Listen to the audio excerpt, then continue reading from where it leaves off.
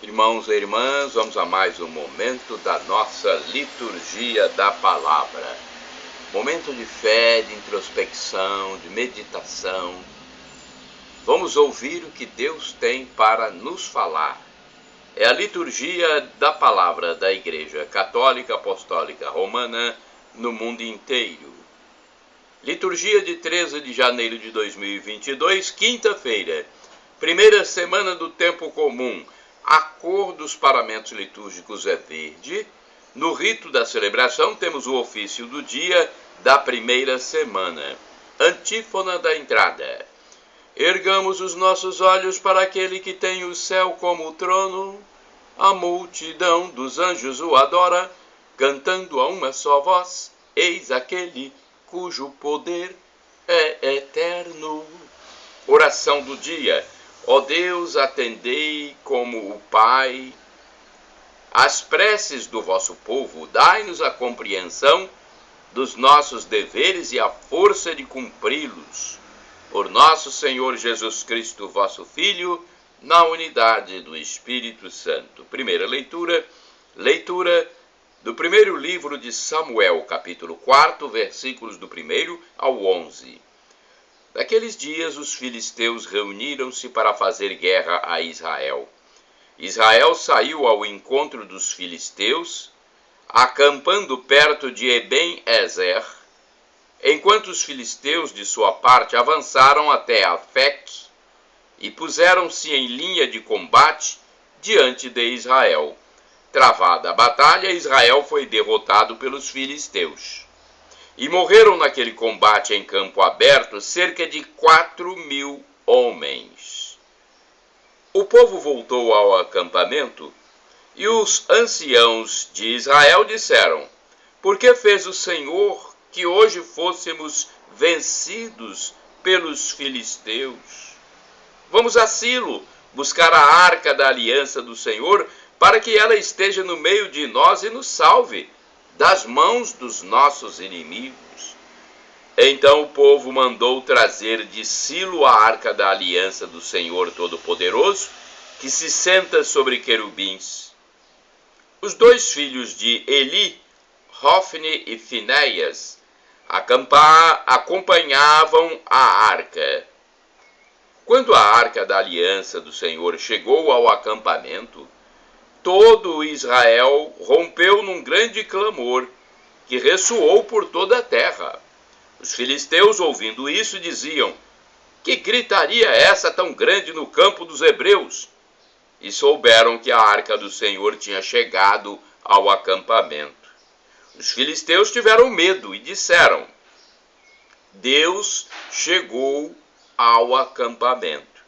E lamentavam-se: ai de nós, porque os hebreus não estavam com essa alegria nem ontem, nem anteontem. Ai de nós, quem nos salvará da mão desses deuses tão poderosos?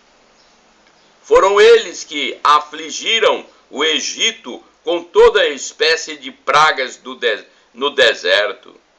Mas, coragem, filisteus, portai-vos como homens, para que não vos torneis escravos dos hebreus, como eles os foram de vós. Sede homens e combatei. Então os filisteus lançaram-se à luta. Israel foi derrotado e cada um fugiu para a sua tenda. O massacre foi grande. Do lado de Israel tombaram 30.000 homens. A arca de Deus foi capturada e morreram os dois filhos de Eli, Hofni e Finéias. Palavra do Senhor, graças a Deus. Vamos agora ao Salmo de resposta, o Salmo responsorial. É o Salmo 44, versículos do 10º ao 11, 14 ao 15, 24 a 25, refrão 26d. Libertai-nos, Senhor, pela vossa compaixão. Repitamos: libertai-nos, Senhor, pela vossa compaixão. Porém agora nos deixastes e humilhastes, já não saís com nossas tropas para a guerra. Vós nos fizestes recuar ante o inimigo, os adversários nos pilharam à vontade, Libertai-nos, Senhor, pela vossa compaixão. De nós fizestes o escárnio dos vizinhos, zombaria e gozação dos que nos cercam.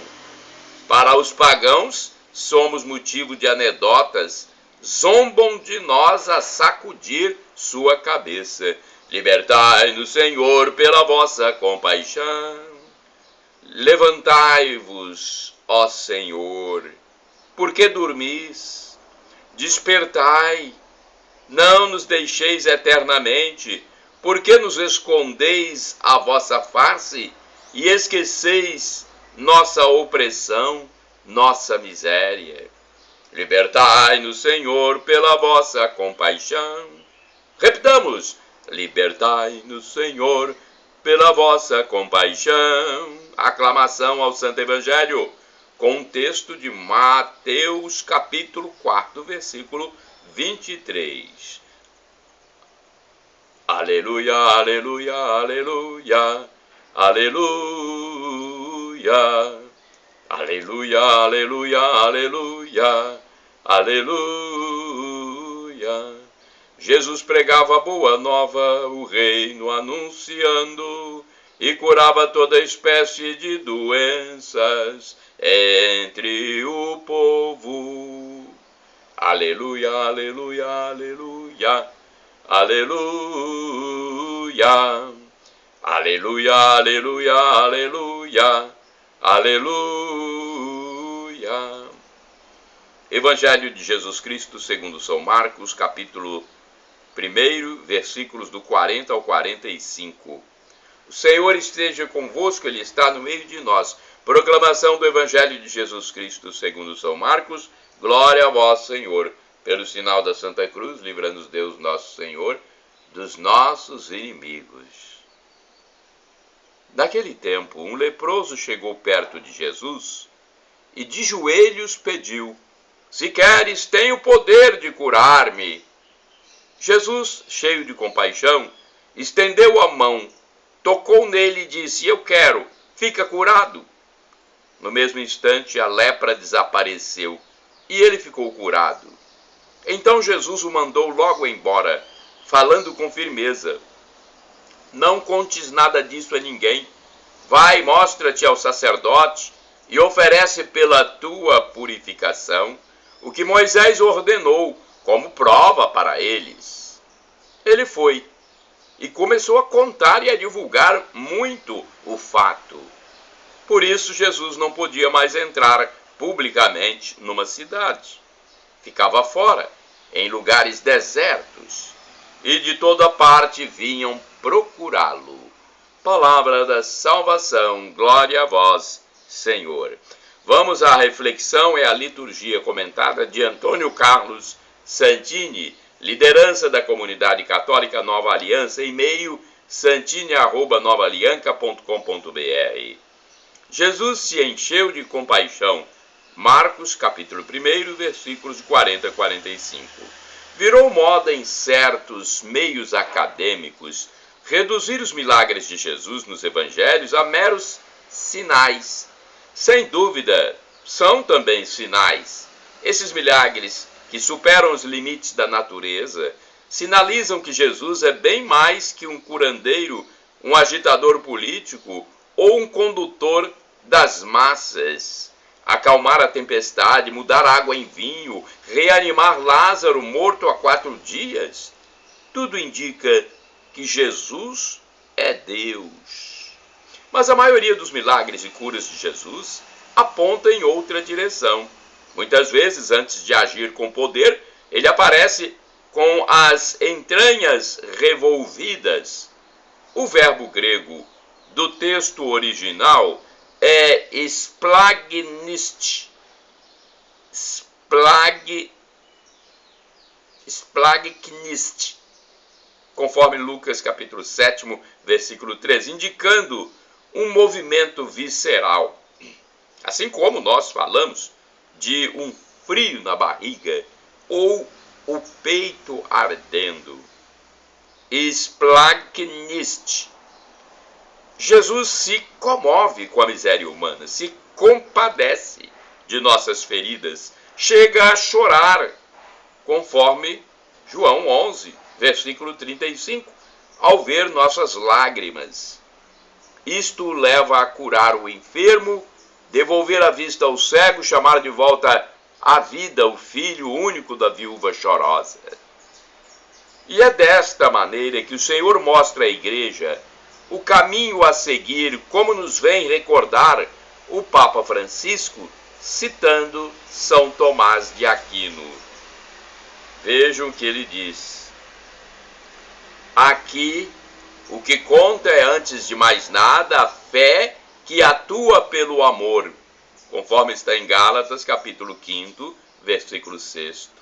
As obras de amor ao próximo são a manifestação externa mais perfeita da graça interior do Espírito.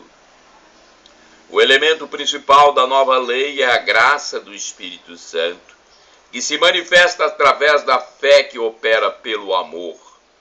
Por isso afirma que, relativamente ao agir exterior, a misericórdia é a maior de todas as virtudes. Em si mesma, a misericórdia é a maior das virtudes. Na realidade, compete-lhe debruçar-se sobre os outros e, o que mais conta, remediar as misérias alheias. Ora, isto é tarefa especialmente de quem é superior. É por isso que se diz que é próprio de Deus usar de misericórdia, e é sobretudo nisto que se manifesta a sua onipotência. Evangelho Gaudium 37. Se nossas entranhas se movessem, nossos pés também se moveriam. Francisco nos mostra o rumo a seguir. Se alguma coisa nos deve santamente inquietar e preocupar a nossa consciência, é que haja tantos irmãos nossos que vivem sem a força, a luz e a consolação da amizade com Jesus Cristo, sem uma comunicação de fé que os acolha, sem um horizonte de sentido e de vida. Evangelho Gáudio 49. Irmãos e irmãs, orai sem cessar. As entranhas me estremecem. Cântico dos Cânticos, capítulo 5, versículo 4. Vamos agora ao santo do dia. É um texto do padre Evaldo César de Souza, missionário redentorista, que escreve para o site a12.com. Da minha parte, podem utilizar à vontade para evangelização, para tentar salvar almas. Olha, a gente vê pessoas que estão virando ateias, outras agnósticas, outras sem rumo na vida. Vez por outra, eu encontro pessoas que saem momentaneamente da Igreja Católica e vão procurar outra igreja, o Espiritismo, Igreja Evangélica. Outras vezes, com o passar do tempo, vejo pessoas que já não estão crendo em mais nada, que acham que os que morreram deveriam voltar para dizer a ela que há a vida eterna. Então essas pessoas estão perdidas, não sabem perseverar na fé. A dúvida está batendo a cada momento em sua mente. Por isso é preciso rezar aqui, transmitir a palavra de Deus, para que essas pessoas permaneçam. Eu acho que o mais importante de toda a nossa fé é o permanecer, é a constância, é a perseverança, chamada perseverança na igreja. É difícil. Por isso temos que praticar diariamente a nossa fé. Acesse o canal no YouTube Paulo Roberto Maciel, blog repórterpaulomaciel.blogspot.com, facebook.com/Paulo Maciel da Rádio, Instagram Paulo Roberto Maciel 6 /. Lá tem a mensagem diária da igreja para você refletir e perseverar. Sem a perseverança não haverá salvação. Santo do dia 13 de janeiro, Santo Hilário de Poitiers. Hilário era francês. nasceu em 315, de família rica e pagã, recebendo educação e instrução privilegiada. Sua busca por respostas levou-o ao caminho da fé. Fez-se batizar aos 30 anos de idade, junto com a esposa e a filha, e passou a levar uma vida familiar guiada pelos preceitos cristãos. Hilário viveu numa fase onde a igreja sofria com a heresia ariana, uma doutrina que pregava a não divindade de nosso Senhor Jesus Cristo. Olha, negava a divindade, essa heresia ariana. Com palavras e escritos, ele defendeu amorosamente a plenitude de Jesus. Homem de Deus, sua ação era tão bonita que o povo o escolheu para ser bispo. Foi difícil aceitar o cargo, pois para isso precisava deixar de lado os cuidados com a família de sangue. Mas a fé falou mais alto e Hilário foi ordenado bispo de Poitiers, de onde lutou contra a expansão do arianismo. Hilário foi perseguido pelos imperadores e sofreu o exílio no Oriente, longe dos seus.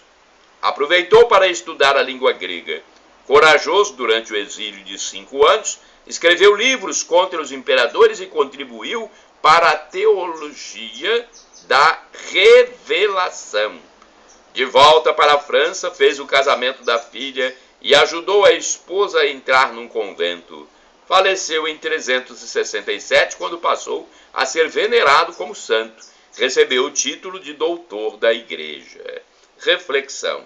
Os doutores da igreja são homens e mulheres que são reverenciados pela igreja pelo especial valor dos seus escritos, pregações e a santidade de suas vidas. Cada um deles deu uma contribuição especial e muito valiosa à fé, ao entendimento dos evangelhos, da doutrina e de Jesus.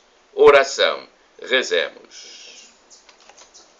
Ó Deus, que marcastes pela vossa doutrina a vida de Santo Hilário de Poitiers, concedei-nos por sua intercessão que sejamos fiéis à mesma doutrina e a proclamemos em nossas ações. Por Cristo nosso Senhor. Amém. Santo Hilário, rogai por nós. Shalom Adonai é uma expressão hebraica que significa a paz de Deus. El Shaddai, também do hebraico, significa Deus onipotente, ele proverá. Assim como proveu para Abraão. Ele providenciará. Assim como providenciou para Abraão. Se for para o seu bem, Deus agirá naquilo que você pede. E do aramaico eu clamo Maranatá, como dizemos nós católicos, ou Maranata, como dizem nossos irmãos separados, os evangélicos ou protestantes. Não importa, somos todos cristãos e a pronúncia não vem ao caso. O que vem ao caso é que a tradução dá no mesmo sentido. Vinde, Senhor Jesus, vem, Senhor. Um dia Jesus vai voltar, será a parousia, o fim da história, juízo final. Ele só pede uma coisa de você: arrependa-se dos seus pecados, se você quiser o céu e não o inferno. Arrependa-se, seja humilde. Nós somos vermes aqui nessa vida, somos indignos servos, não somos nada, somos pó. Arrependa-se, seja humilde.